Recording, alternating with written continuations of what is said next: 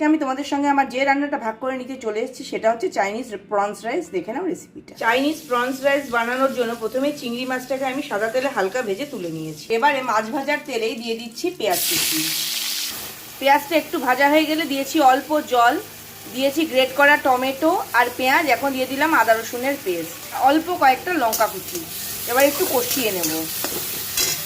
দিয়ে দিলাম পরিমাণ মতো নুন। মশলা থেকে তেল ছেড়ে দিয়েছে, দিয়ে দিলাম চিংড়ি মাছগুলো।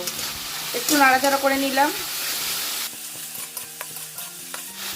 এবার এখানটায় ফাঁকা করে গ্যাসের আঁচটা একদম কমিয়ে আমি দিয়ে দিলাম পেঁয়াজ আর ক্যাপসিকাম।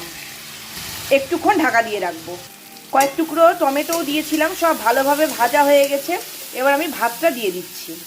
দিয়ে দিলাম একটু নুন। এবার ভালো করে মিশিয়ে দেবো। দিয়ে দিলাম এক প্যাকেট ম্যাগি মশালাই ম্যাজিক। এবার মিশিয়ে দেবো। আমার চাইনিজ প্রনস রাইস একদম রেডি।